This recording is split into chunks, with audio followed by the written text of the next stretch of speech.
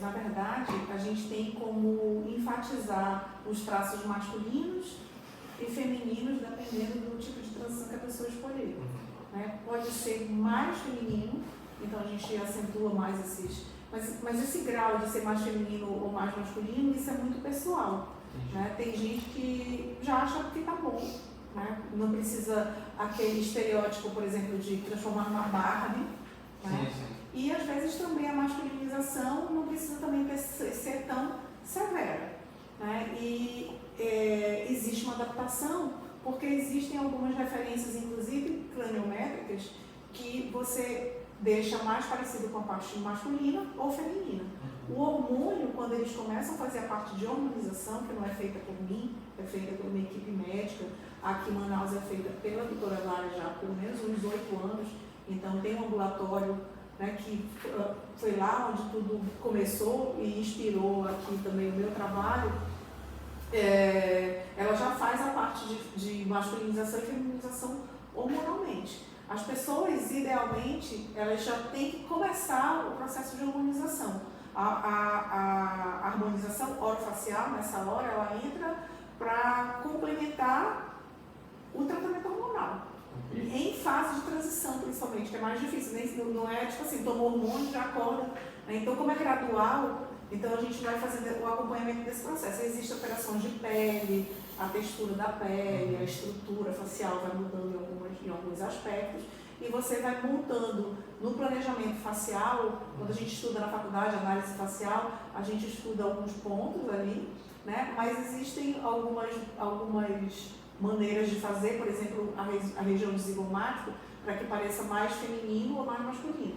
O feminino é mais inclinado, né? Então ele é mais diagonal, para dar esse efeito tipo blush feminino. Os homens, eles fazem uma estrutura mais horizontal na face. Então, dependendo do grau, você vai inclinando e vai colocando os produtos para ficar mais parecido, né, ou mais adequado. Tudo isso com a opinião do paciente. Né? O paciente, ele sabe o limite dele, né? Isso até foi uma questão que eu acho que às vezes é incômoda da pessoa mesmo se perguntar. Né? Digamos que na escala de cor, entre o mais azul e o mais rosa, né? Onde é que você está nessa escala de cor? Sim. Existe uma linha de mulheres que às vezes elas não são aquelas meninas todas de rosa, fofinhas, marisquinhas e tudo mais, né? Mas elas não se e são mulheres femininas. Sim. E elas não necessariamente ficam menos mulheres por causa disso. Então, esse estereótipo feminino extremo e aquele masculino todo, sabe? Isso da gente também tem uma linha que precisa ser estabelecida, e quem dita isso é o paciente.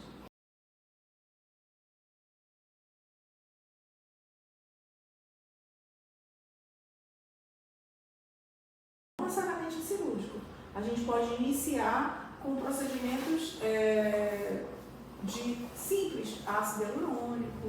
Né? Os cirúrgicos, a gente pode fazer várias coisas, inclusive mandíbula e mento, para deixar de repente uma pessoa não tem o rosto mais quadrado, né? Para ter aquela coisa assim, mais testosterona e tudo mais.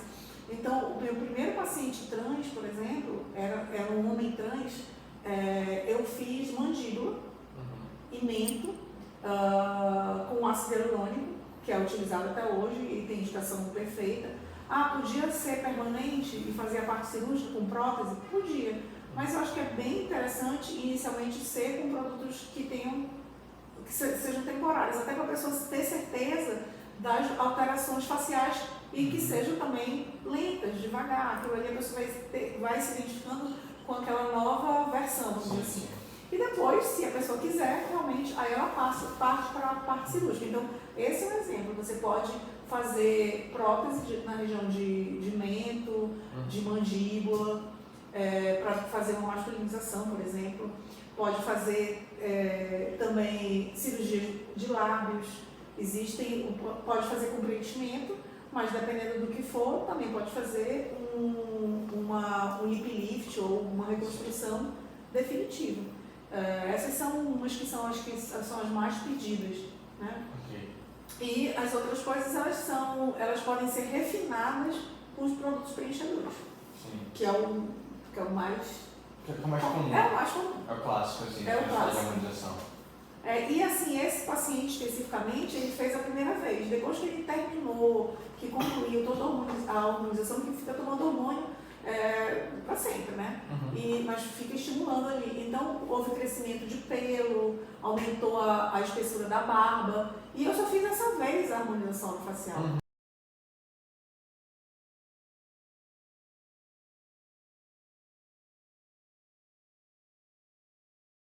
A naturalidade. Por incrível que pareça, a naturalidade. As pessoas se preocupam tem uma palavra que eles, assim, é bem utilizada, que é... Nossa, agora peraí, deixa eu... Para saber se é a passabilidade, o nome dessa palavra, né? Que eu aprendi, inclusive, depois que eu comecei a atender o pessoal da comunidade. O que acontece? Essa passabilidade é para saber se você passa bem por homem ou por mulher. E aí tem que ser natural. No ambulatório, lá com a doutora Dália, eu sei que eles têm fonoaudiólogos, tem uma equipe multidisciplinar gigante, para que justamente a pessoa aprenda, inclusive, trejeitos masculinos ou femininos, mas que isso seja natural. Então, acho que a naturalidade, para que não fique como se fosse, sei lá, um produto, um boneco, um negócio assim, sabe, meio que humano. Então as pessoas buscam a naturalidade, para que pareçam, tipo, nasci assim e me sinto mais confortável dessa maneira.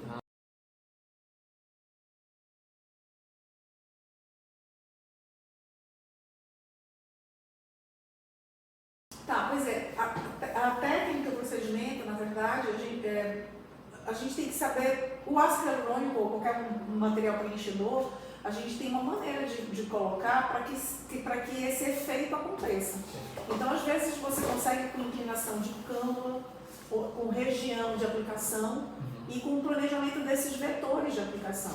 Então, em cima disso, você pode, nessa posição, criar um efeito que fique mais masculino ou mais feminino. A escolha dos produtos também, por exemplo, uma mandíbula marcada. Hoje a mandíbula marcada, essa linha, ela é utilizada por homens e mulheres. As mulheres, elas querem ficar com a mandíbula marcada, mas elas não querem masculinizar. Então, existem produtos específicos para que crie esse efeito, né, que vai marcar a linha da mandíbula, vai dar esse aspecto de jovialidade, mas sem masculinizar a pessoa. Quando a pessoa... Então, são várias técnicas. Eu acho que é a forma de aplicação, os vetores de aplicação que caracterizam uma face masculina e feminina, né, e o produto que vai ser utilizado.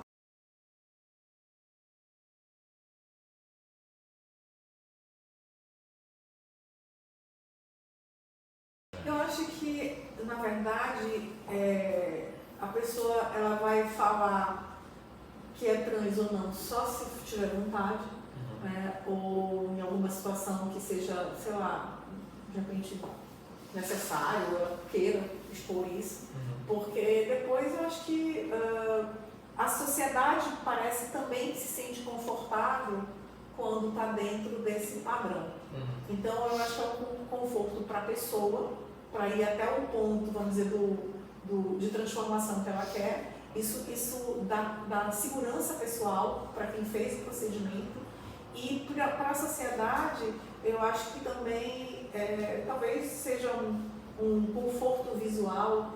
O nosso cérebro ele gosta de alguns padrões, né? Então mentalmente, internamente, talvez você já tenha isso mais estabelecido.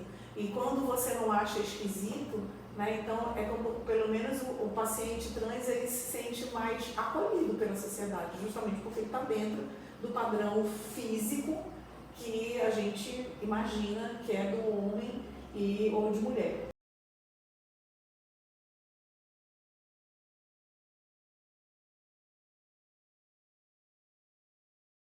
Não tem, primeiro, vou responder ao contrário, não tem nenhuma subespecialidade para pessoas trans. Existem alguns serviços e algumas cartilhas que estão surgindo recentemente no Brasil.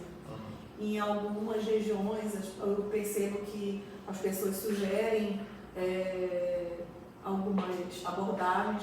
Eu alterei a minha anamnese, né, para colocar as coisas, inclusive por lei, tipo o nome social, né, o nome original e tudo. Então eu tive que fazer uma adaptação, mas não tem nada definido.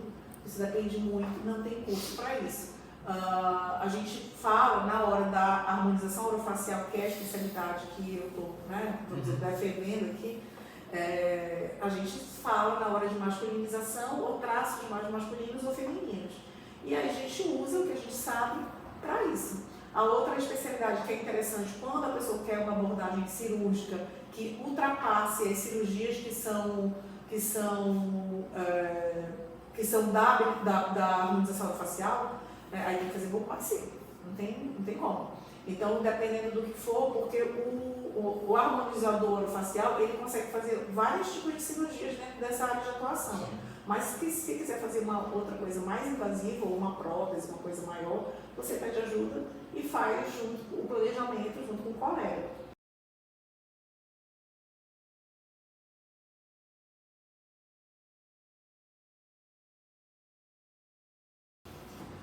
Nossa, essa pergunta é mais difícil, porque eu acho que tem... bom, na odonto eu fiz orto, eu acho que orto tem muita coisa de planejamento facial. Sempre gostei de diagnóstico facial, então desde a minha especialização, meu mestrado sempre foi na área de diagnóstico e planejamento, de casos, de análise facial e tudo mais. As outras coisas a gente vai aprendendo, eu acho, com outros cursos paralelos e com a própria maturidade mesmo, sabe? Visagismo, entender essa parte de comunicação de imagem, cursos que às vezes não fazem parte da nossa grade curricular. Do meu tempo para cá, né, do meu tempo de formação para cá, muita coisa mudou.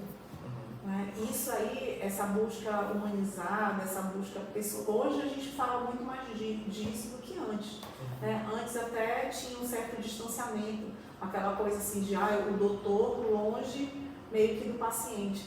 Mas isso daí, a faculdade me ajudou de uma forma, e os treinamentos que eu fui fazendo ao longo da vida foram se modernizando. Eu acho que sim, eu acho que todos os treinamentos de alguma forma me ajudaram, porque o jeito dos professores e as coisas que você vai admirando nas pessoas que são referências para ti ao longo do tempo, que te inspiram, né? Eu achava assim fantástico. Agora eu quero ser igual a fulano de tal, como é que a pessoa faz, né? Então a gente imita, né? A gente tenta replicar aquela mesma abordagem que você admira. Então, todas as pessoas.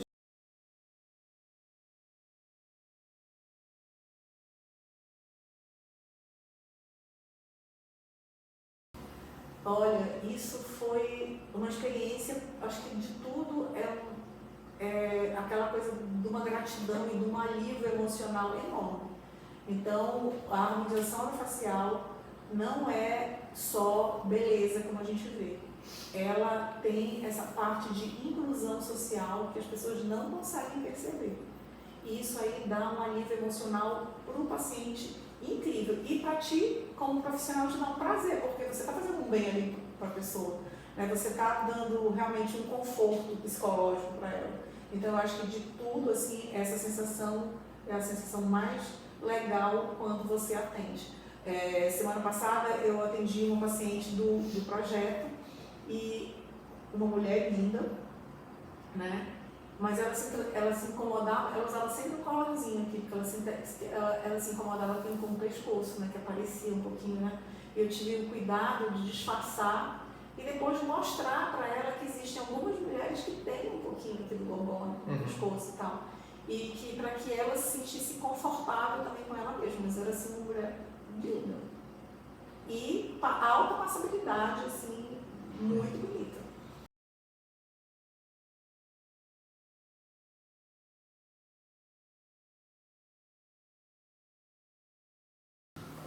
Tudo vem, inicialmente, eles vêm às vezes espontaneamente para cá, né, por causa do projeto, que um vai falando para o outro e aí vai disseminando.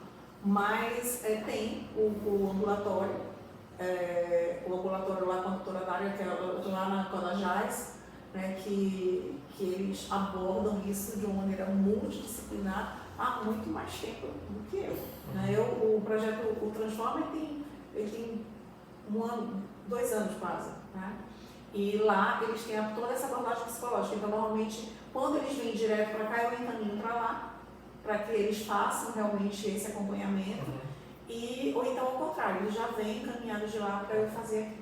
Né? Então, isso aí eles fazem isso completamente já com esse apoio médico, psicológico, de tudo.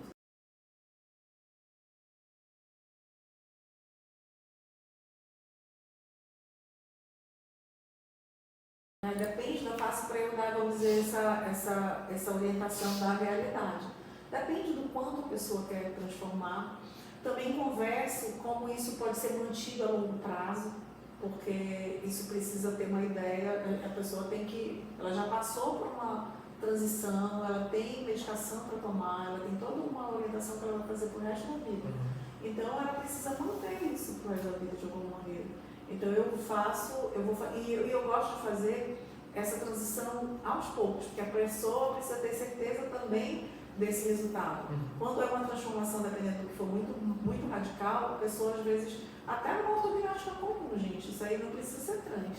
Você faz uma modificação facial muito grande, a pessoa se estranha, ela não se reconhece. Por isso que ela precisa o tempo todo ter suporte psicológico. Então, assim, eu acho que se não tiver isso, eu acho que é mais duro em todos os sentidos. A pessoa ela já está procurando aceitação social e inclusão social na hora que ela está escolhendo fazer uma transição ou facial para ajudar na parte hormonal e tudo mais. Então ela já está buscando isso. Depende, para eu alinhar com esse resultado, tudo é muito conversado antes de fazer o tratamento e depende da face, da característica anatômica, para saber até onde eu consigo ir. Porque senão não vai ser só a harmonização orofacial que eu vou precisar. Eu vou precisar de ajuda de outras especialidades, até inclusive de um cirurgião plástico. Porque essa transição ela precisa, para ficar muito, é o paciente que dita as regras aqui, sempre.